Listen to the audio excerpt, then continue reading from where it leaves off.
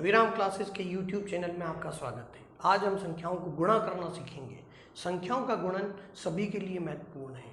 छोटे बच्चों से लेकर के बड़ों तक गुणन सबको आना चाहिए, लेकिन यदि हम संख्याओं को नॉर्मल तरह से गुणा करते हैं तो उसमें अपने को काफ़ी समय लगता है। लेकिन आज हम वैदिक विधि से संख्याओं को गुणा करना सीखेंगे, जिससे आप गुणन बहुत ही आसानी से और सरलतम तरीके से उसको गुणा कर सकते हैं और अपने को जल्दी से उसके आंसर मिल जाएंगे। इससे आपका समय भी बचेगा और प्रतियोगी परीक्षाओं में समय ही सबसे महत्वपूर्ण है। इसलिए समय की बचत के लिए अब मैं जो गुणा करने जा रहा हूँ उसको ध्यान से देखें। गुणन करने के लिए मैं 4 विधियाँ बताऊँगा, जिसमें आज पहली विधि एकाधिकेन पूर्वेण है। तो एकाधिकेन पूर्वेण सबसे पहली विधि है एकाधिकेन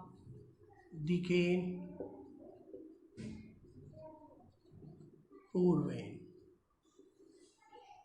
तो सबसे फर्स्ट मेथड है अपना एकाधिकेन पूर्वेण। एकाधिकेन पूर्वेण में आपको क्या ध्यान रखना है? आपको ये ध्यान रखना है कि उसकी चरम अंकों का योग, उसके चरम अंकों का योग 10, 100 या आगे होना चाहिए। दाहिने पक्ष के अंक जिनका योग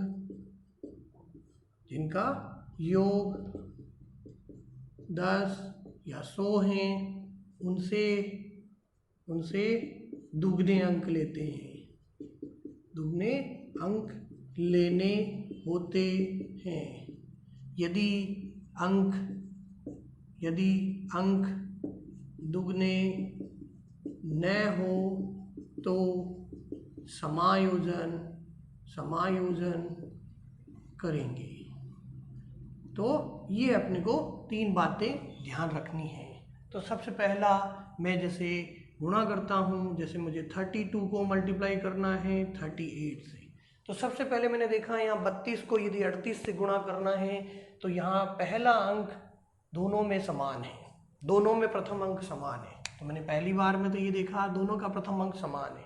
दूसरी बार में मेरे को ये देखना है कि उसके चरम अंक यानी अंतिम अंक। चरम अंक का मतलब अंतिम अंक, यानी अंतिम अंकों का योग कितना होना चाहिए? 10। देखो इनमें अंतिम अंकों का योग 2 + 8 कितना हो रहा है? 10। यानी अंतिम अंकों का योग कितना होना चाहिए? 10 होना चाहिए, और यहाँ 10 हो रहा है।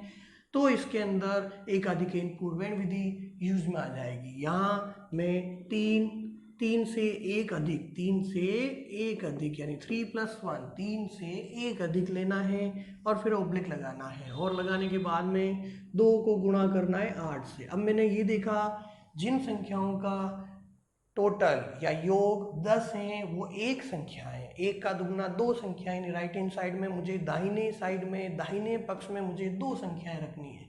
तो यहाँ 3 का गुणा किससे करना है? 3 और 1 4।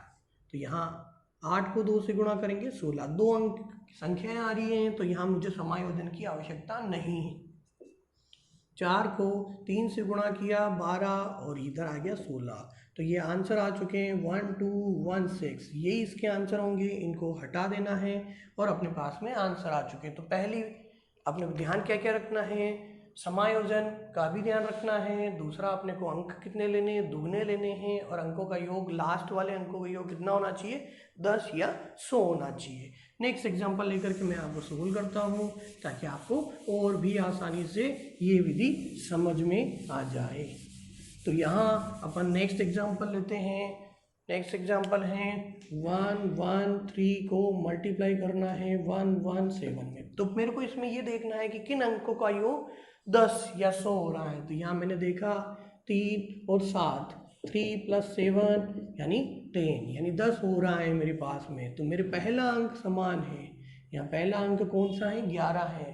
पहला अंक 11 है, तो 11 से 1 ज़्यादा, यानी 11 + 1 11 + 1। फिर ऑब्लिक लगाना है। 3 को किससे मल्टीप्लाई करना है? 7 से।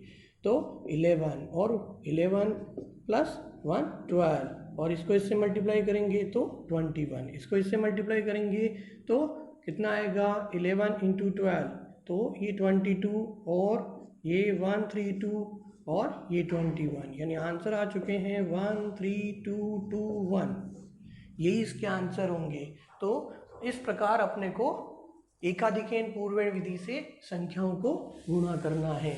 नेक्स्ट एग्जाम्पल, एक और उदाहरण ले लेता हूँ जिससे आपको और आसानी से क्लियर हो जाए कि किस प्रकार संख्याओं को गुणा करना है। तो नेक्स्ट एग्जाम्पल लेते हैं, जैसे 292 को मल्टीप्लाई करना है 208। यहाँ मैंने देखा अंतिम अंक वैसे ही इनका भी टोटल कितना हो रहा है 10 हो रहा है, लेकिन यहाँ पहला अंक समान होना चाहिए। पहला अंक कितना है 2 है, तो ये समान होना चाहिए। अब अंतिम अंकों का योग 92 और 08 का टोटल कितना हो जाएगा 92 प्लस 08 का टोटल कितना हो जाएगा 100, यानी 100 हो रहा है। तो यहाँ अपने को एकाधिकेन पूर्वेण लगाएं। 2 से एक ज़्यादा कितना होगा 3 और 92 को मल्टीप्लाई करना है 08 से। नेक्स्ट 2 को 3 से गुणा करें तो 6, इनको आपस में गुणा करें तो अपने पास में आएगा 736। 92 को 8 से मल्टीप्लाई किया 736। अब यहाँ प्रॉब्लम ये है कि 2 अंक की संख्याएं थी तो इनका दुगनी संख्याएं लेनी है, दाहिने पक्ष में दुगनी, लेकिन यहाँ तो संख्याएं कितनी आ रही है 3 ही आ रही है।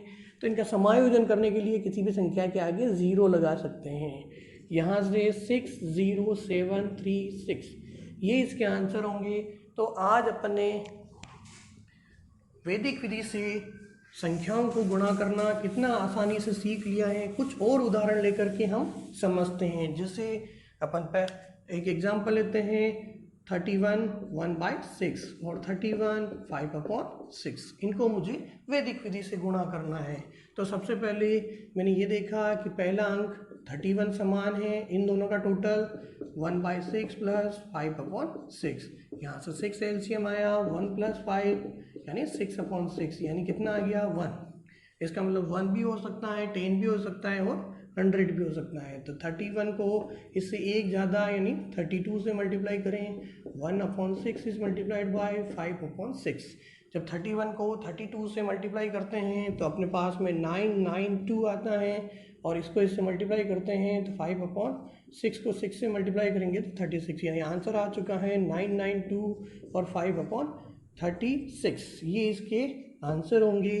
तो इस प्रकार संख्याओं का गुणन करना काफ़ी आसानी से अपन ने सीख लिया है। नेक्स्ट एक और उदाहरण ले लेते हैं अपन।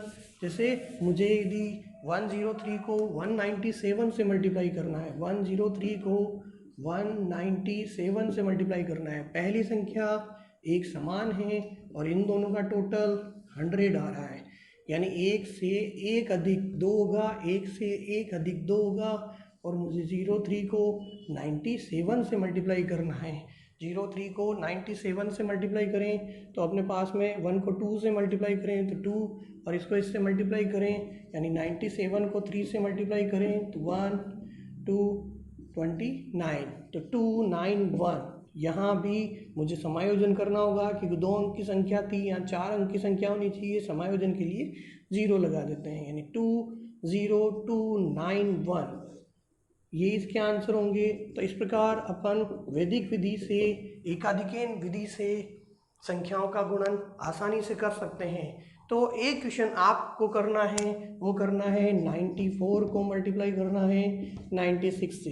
वैसे आपको विधि समझ में आ गई हो, इससे संख्याओं का गुणन काफ़ी आसानी से कर सकते हैं। वैदिक वो विधि है जिससे संख्याएं अपन आसानी से गुणन किया जा सकता है।